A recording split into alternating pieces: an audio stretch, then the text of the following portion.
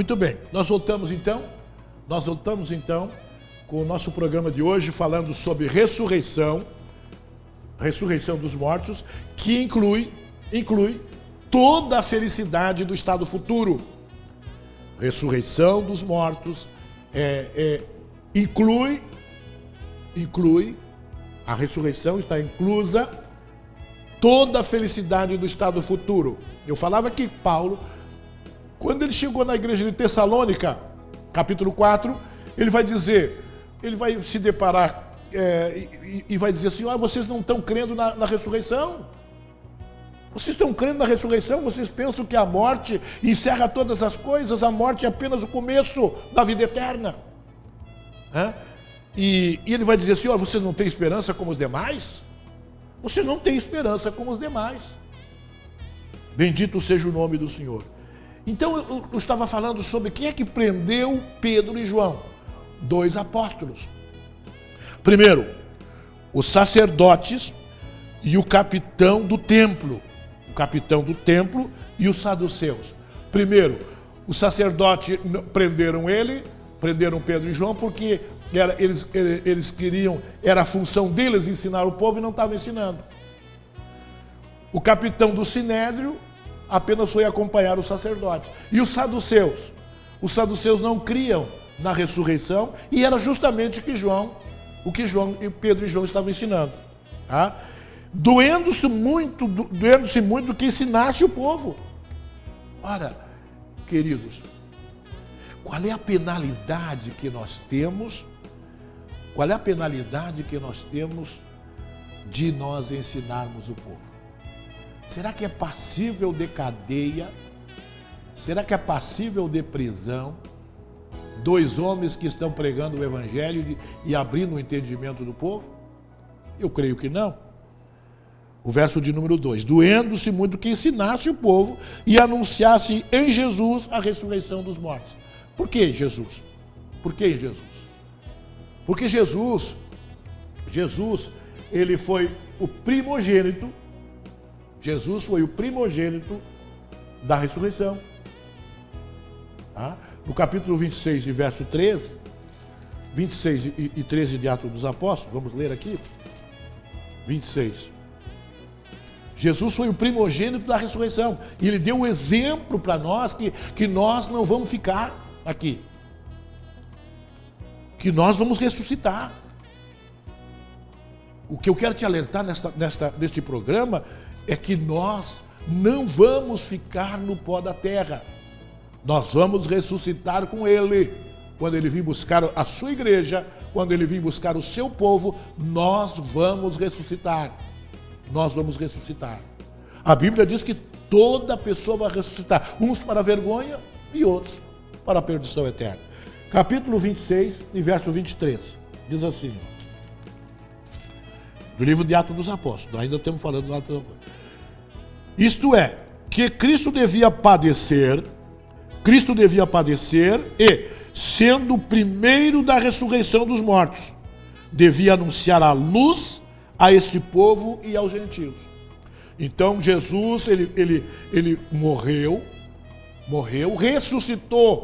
ressuscitou ao 3º dia e veio anunciar a luz, para nós crer no Evangelho. Por isso que nós vamos ver aqui nesta palavra 5.000 pessoas. 5.000 pessoas, não foi 1, 2, 3, foi 5.000 pessoas aceitando o Evangelho de Cristo. Nós estávamos ali no Canudos e nós vemos o trabalho que Deus está fazendo naquela igreja. Pessoas recebendo Jesus, pessoas recebendo a palavra, aceitando a palavra.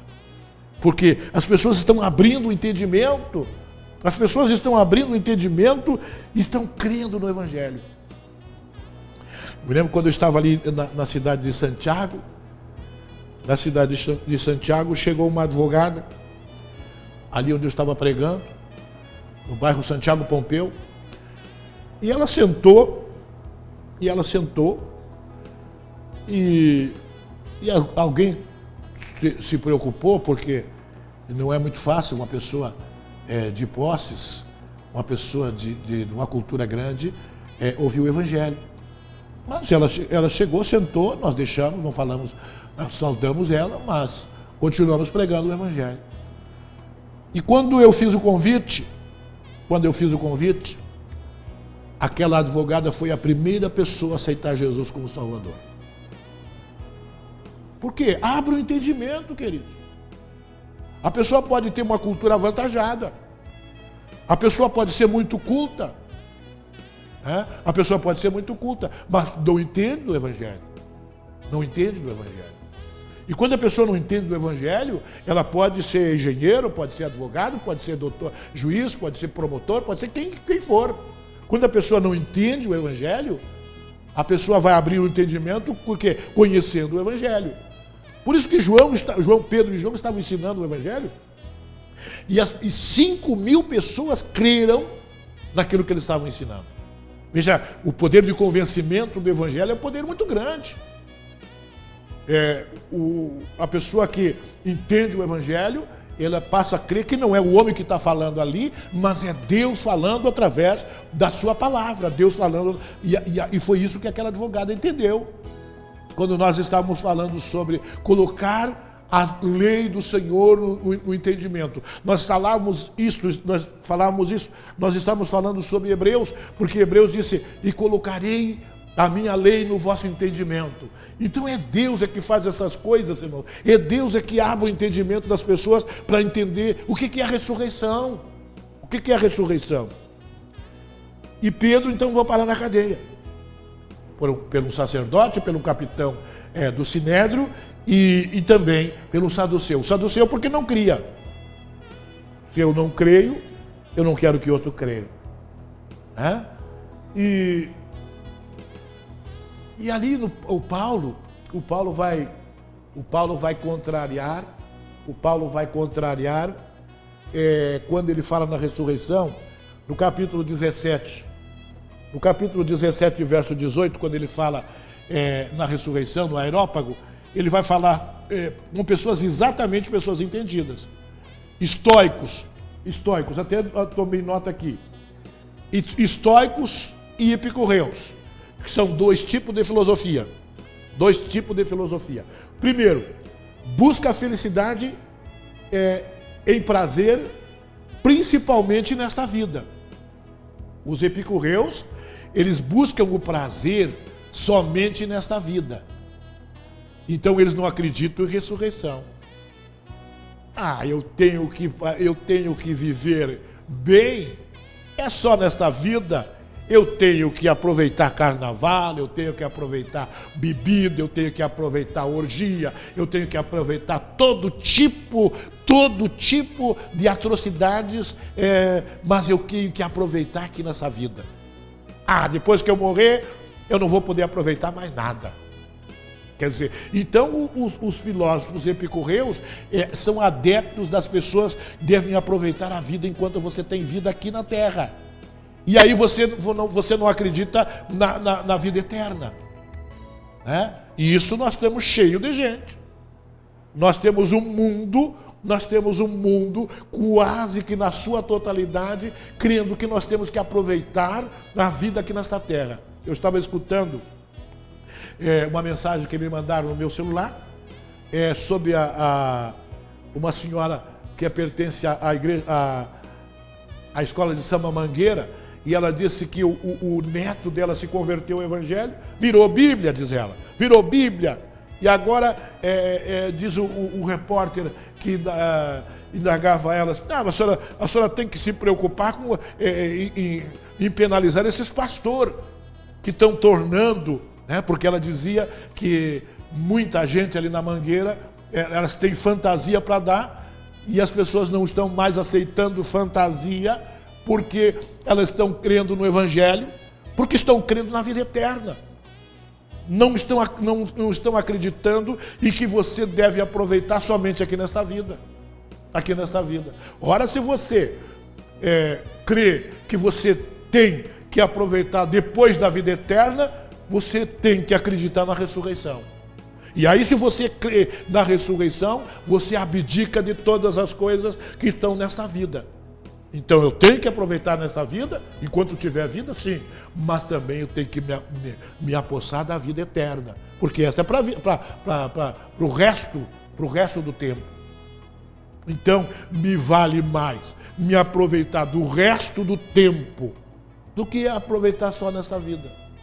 Porque a vida é tão curta, nós não sabemos, uns vão até 110, e a Bíblia diz que depois de 70, enfado e canseira. Então nós não sabemos, nós temos que aproveitar para o resto do nosso tempo que nós temos. Como é que você vai passar a tua vida eterna? Como é que você vai passar a tua vida eterna?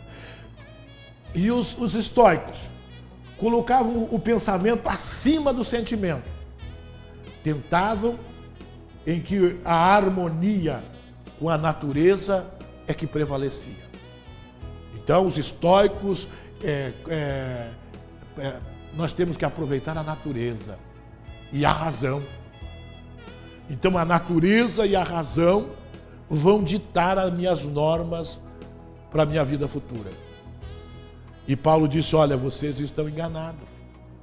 Vocês estão enganados porque quando eu cheguei aqui, eu vi entre os deuses que vocês estão servindo, um Deus que vocês não conhecem, porque tinha uma capela e que estava escrito o Deus desconhecido. Porque é justamente esse Deus que eu vou pregar para vocês, o Deus da ressurreição. O Deus da ressurreição. E aí vão chamar Paulo de paroleiro, de conversador fiado. E aí vão chamar Paulo de muitas coisas, assim como vão chamar eu também de muitas coisas. Mas o interessante é que eu devo falar para você. Existe a ressurreição. Existe uma vida depois da morte. E que o homem está ordenado a morrer uma vez só e depois do juízo. Tá? Então, irmãos, vão lançar João na prisão. Versículo de número 3. Lançaram mão deles e o encerraram na prisão. Até o dia seguinte, pois já era tarde. Agora, nós vamos ver aqui que os sacerdotes, eles tinham medo do povo. Eles tinham medo do povo, mas não temiam a Deus. Tem muita gente que tem medo do povo, mas não teme a Deus. Tem medo das autoridades, mas não teme a Deus.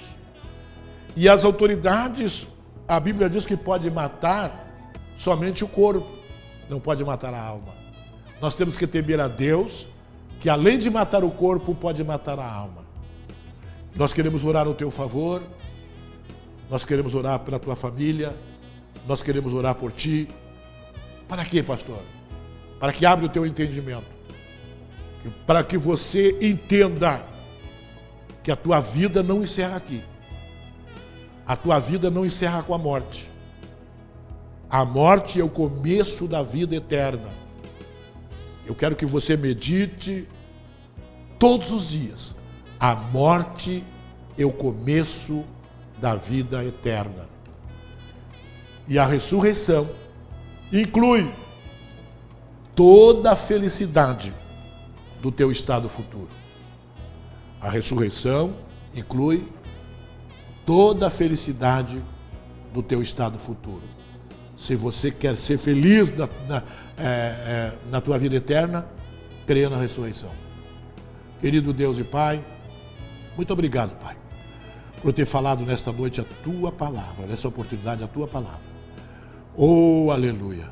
Que o nosso ouvinte, nosso telespectador, possa crer na ressurreição, entregar a sua vida para Jesus e saber que depois dessa vida nós temos a vida eterna, que nós temos que passar com Deus ou sem Deus.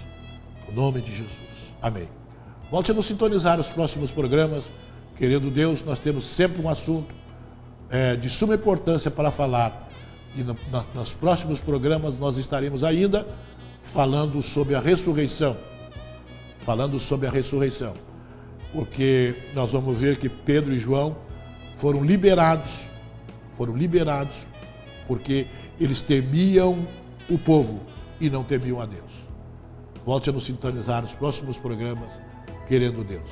Quem sabe, se você quiser fazer alguma pergunta a respeito da ressurreição, você pode mandar para o programa, que nós estaremos respondendo a tua pergunta. Em nome de Jesus.